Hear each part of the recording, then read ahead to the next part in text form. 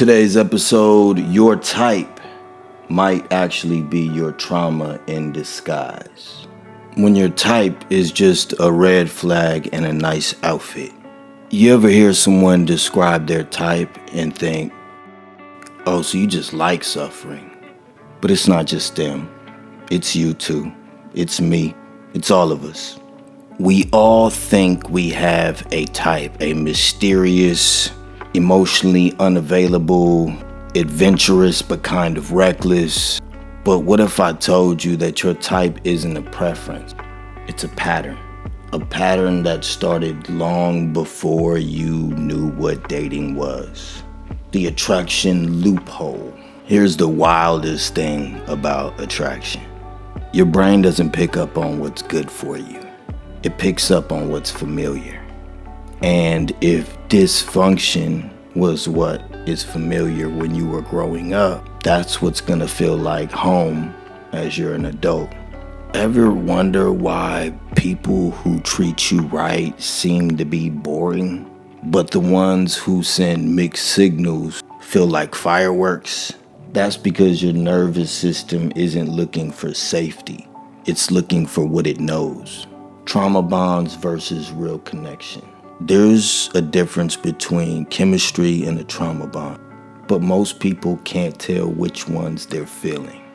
But this is how you know. You confuse emotional highs and lows with passion. If someone ignores you for days, then suddenly they shower you with attention, and that feels more exciting than just someone who communicates normally.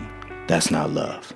That's an emotional roller coaster that your nervous system mistook for chemistry.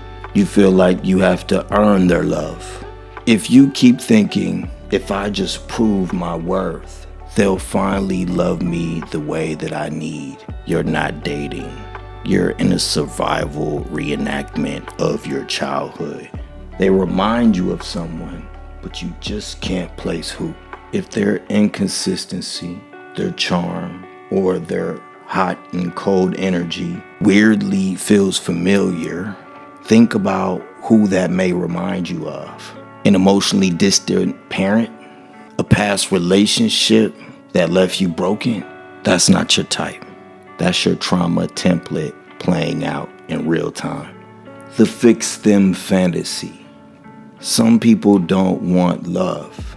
They want a project. Be honest. Have you ever dated someone and thought, if I just love them right, they'll finally be the person I need them to be? Yeah, that's not romance. That's an emotional hostage situation that you're trying to project manage into a love story. Here's the thing. If someone needs to be fixed, they're not ready to love you. And if you need to fix someone to feel worthy, you're not ready for love yourself. What happens when you choose love differently? What happens when you break the pattern? When you stop choosing emotionally unavailable people? When you choose stability over chaos? At first, it feels weird, almost wrong, because your system isn't used to safety. If you keep walking away from what hurts and walking towards what heals, something shifts. One day, stability doesn't feel boring. It feels peaceful. One day, healthy love doesn't feel like settling. It feels like coming home to yourself. Listen, I get it. We don't recognize the patterns when we're in them. We call it fate.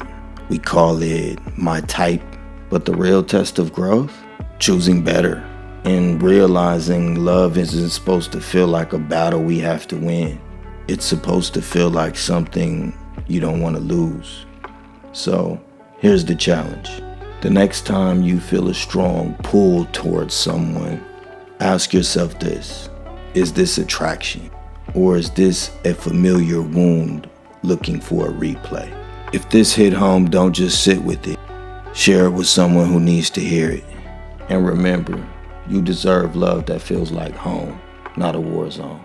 If this episode made you rethink everything, wait until next week when we break down why when we tell ourselves, I need closure, it's the biggest lie we tell ourselves. See you then.